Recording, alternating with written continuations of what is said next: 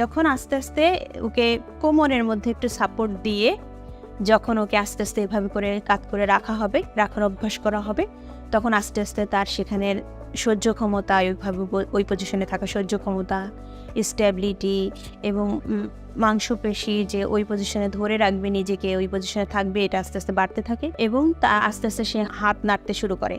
এই পজিশনে রেখেও কিন্তু আমরা বাচ্চাদের সামনে খেলনা দিতে পারি, যে উপরের হাতটা ফ্রি অবস্থায় সে আস্তে আস্তে খেলনাগুলো ধরছে, ঝুনঝুনি বাজাচ্ছে, দেখছে। তারপর কাত করে শোয়ালে তার কিন্তু একটা ভিউ থাকে, সাইড ভিউ, সেইভাবে সে সেখানে তাকাতে পারে। তাকানো তার আরও ক্লিয়ার হয়। সেখানে যদি রঙিন একদম ব্রাইট কালারের যদি অনেক খেলনা টেলনা দিয়ে তাকে তার সামনে, চোখের সামনে যদি এরকম করা যায়, তাহলে আই ট্র্যাকিংও অনেক ভালো হয়।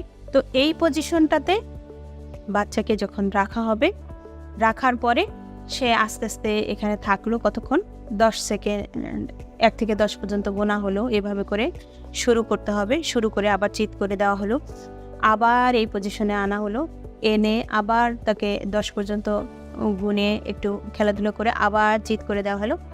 এভাবে করে করে আস্তে আস্তে তার ধৈর্য, মাংসপেশি সক্ষমতা এগুলো আস্তে আস্তে বাড়ানো যাবে। একইভাবে ধরেন আপনি এতক্ষণ ডান পাশে করেছেন কাত, এখন যদি আপনি বাম পাশে কাত করতে চান, তাহলে আবার আপনি সেম জিনিসই আবার বাম পাশে কাত করেও করতে হবে। অনেক সময় বাচ্চাদেরকে যদি ধরে রাখতে চাচ্ছেন না, তাহলে সেই ক্ষেত্রে পিঠের পিছনে একটা কোলবালিশ দিয়ে দিতে পারেন, যেন সে চিত হয়ে না যায়। কারণ কাত করে শোয়াইলেও সে চিত হয়ে যাচ্ছে, সে এখনো শেখে নাই তখন পিছনে একটা কোলবালিশ দিয়ে দিলেন। তারপরে হাতের নিচে একটু টাওয়েল পেঁচায় দিলেন, পায়ের নিচে একটু টাওয়েল পেঁচায় দিলেন, পজিশন করে সেই পজিশন হোল্ড করা তাকে শেখানো হলো। এবং আস্তে আস্তে সে যখন এটাতে ভালোভাবে পারবে, তখন এটা কিন্তু একটা গ্র্যাভিটি ইলিমিনেটেড অবস্থা। এই অবস্থাতে বাচ্চাকে আস্তে আস্তে নানান রকমের খেলনা দিয়ে খেলানো সম্ভব। হাতে এভাবে করে হোল্ড করা শিখবে, গ্রাস্প করা শিখবে, এখানে সে এগুলোও শিখে ফেলতেছে।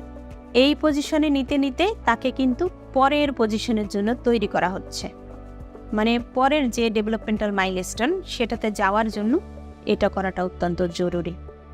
পরের মাইলস্টোনটা কি? গড়াগড়ি করা।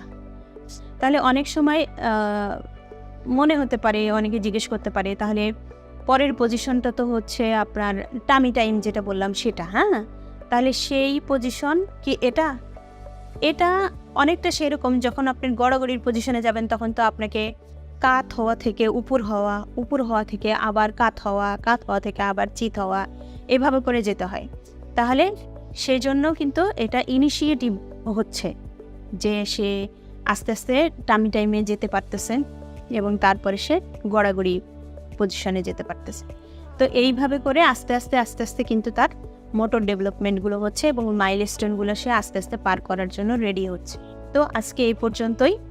আমরা কাত হওয়াটা কতটা গুরুত্বপূর্ণ সেটা সম্পর্কে জানলাম। যারা প্রথম মা বাবা হয়েছেন তাদের জন্য এটা অত্যন্ত গুরুত্বপূর্ণ একটা কাজ। তারা অবশ্যই বাসায় যদি এগুলো ফলো করেন, তাহলে বাচ্চার ডিলে হওয়ার বা মাইলস্টোনে কোনো সমস্যা হলো কিনা আপনারা কিন্তু এটা করতে গেলেই বুঝতে পারবেন। আর যখন কোনো সমস্যা হবে অবশ্যই প্রফেশনালের হেল্প নেবেন। তো সবাইকে অনেক অনেক ধন্যবাদ।